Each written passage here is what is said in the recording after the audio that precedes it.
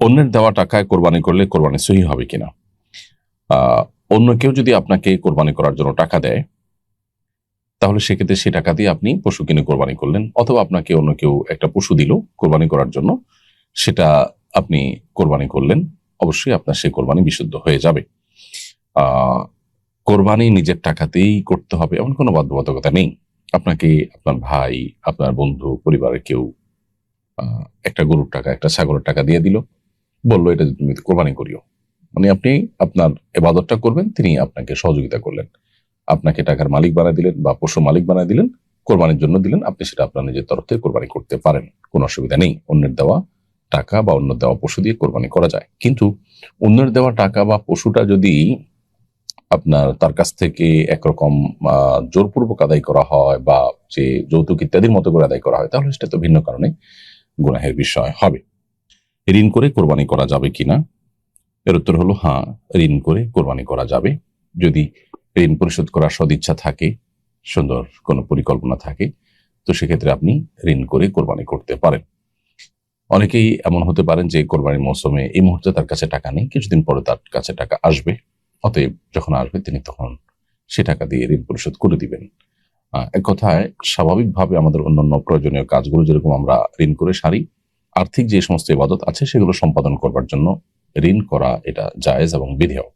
নবী করিম সাল্লাল্লাহু আলাইহি সাল্লাম, সাহাবা ইকরাম কোন কোন ক্ষেত্রে দান করার প্রয়োজনে কারোর কাছ থেকে লোন নিয়েছেন, লোন নিয়ে হয়তো কোনো অভাবী ব্যক্তিকে দান করেছেন, পরবর্তীতে সেই লোনটা পরিশোধ করে দিয়েছেন। ঠিক একইভাবে যে কোনো আর্থিক ইবাদতই ঋণ করে, লোন করে করা যেতে পারে। কেউ হজ করবেন, তার কোনো টাকার টান আছে, তিনি সে টাকাটা লোন নিলেন, পরবর্তীতে সেটা পরিশোধ করবার তার সদিচ্ছা আছে, ব্যবস্থাপনা আছে, তিনি লোন পরে পরিশোধ করে দিলেন, তাতে তার হজ যেরকম আদায় হয়ে যাবে, কোরবানিও ঋণ করে আদায় করলে আদায় হয়ে যাবে। তবে কারোর যদি কোরবানির দিনগুলোতে কোরবানি করার জন্য নেশা পরিমাণ সম্পদ না থাকে, তাহলে সেক্ষেত্রে তার উপরে কোরবানি করা আবশ্যক নয়। এরপরে তিনি যদি নফল হিসাবে ঋণ করে করতে চান, সেই সুযোগ তার আছে।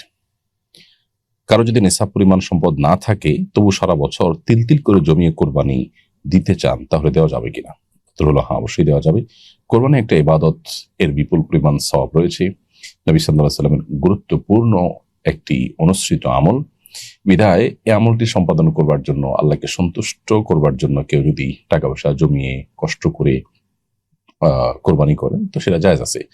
কোরবানি অন্য 10টি ইবাদতের মতোই, যেগুলোতে অর্থকড়ির প্রয়োজন হয়, সেগুলো অর্থকড়ি জমিয়ে মানুষ করতে পারে। যেমন আমরা দেখা যায় মাটির ব্যাংক ইত্যাদি করি, সেখানে ছোট ছোট অ্যামাউন্ট টাকা পয়সা, কয়েন ইত্যাদি জমিয়ে তারপর সেগুলো কোনো ভালো কাজে আমরা ব্যয় করি, কোনো দানের কাজে ব্যয় করি। ঠিক একইভাবে কোরবানির জন্য এরকম টাকা জমিয়ে কোরবানি করলে সেটি সম্পূর্ণ জায়েজ হবে, কোনো অসুবিধা নেই।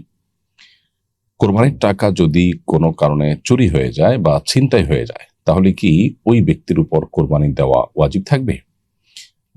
কোরবানি করার জন্য যে টাকাটা আপনি রেখেছেন, সে টাকাটা যদি চুরি হয়ে যায়, ছিনতাই হয়ে যায়, বা কোরবানির পশুটাই ছিনতাই হয়ে গেল, কোরবানির পশুটাই চুরি হয়ে গেল, তাহলে আপনার উপরে কোরবানি আবশ্যক হবে কিনা? উত্তর হলো, যদি আপনার কোরবানির টাকা চুরি হওয়ার পর, গচ্ছা যাওয়ার পরও আপনার কাছে যে সম্পদ থাকে সেটা দিয়ে কোরবানি আপনার উপরে ওয়াজিব হয়, অর্থাৎ নেশা পরিমাণ সম্পদ যদি তারপরও থাকে, তাহলে আপনাকে কোরবানি অবশ্যই করতে হবে, এবং যে টাকা আছে সেটা দিয়ে আলাদা করে পশু কিনে আপনাকে কোরবানি করার দায়িত্ব নিতে হবে এবং ব্যবস্থা করতে হবে। কারণ চুরি হওয়ার পরও আপনার কাছে নেশার পরিমাণ সম্পদ আছে এবং কোরবানি আপনি এখন বাস্তবায়ন করেন নাই, সো আলাদা করে যে টাকা আছে সে টাকা দিয়ে কোরবানির পশু কিনে আপনি কোরবানি করবেন। এখন প্রশ্ন হলো, যে টাকাটা চুরি হয়ে গেল, ছিনতাই হয়ে গেল, বা পশুটা চুরি হয়ে গেল, ছিনতাই হয়ে গেল, তো সেটা কারণে তো আমার লস হয়ে গেল। উত্তর হলো, সেটার সব পরিপূর্ণভাবে আপনি আল্লাহর কাছে পাবেন।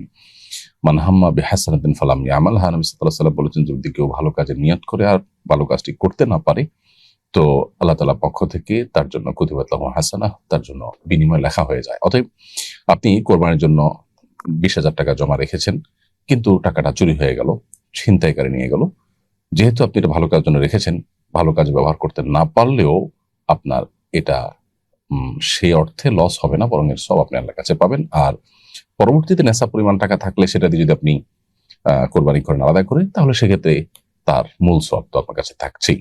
অতএব ইমানদার আসলে লস করবার মতো কোনো বিষয় এখানে নেই।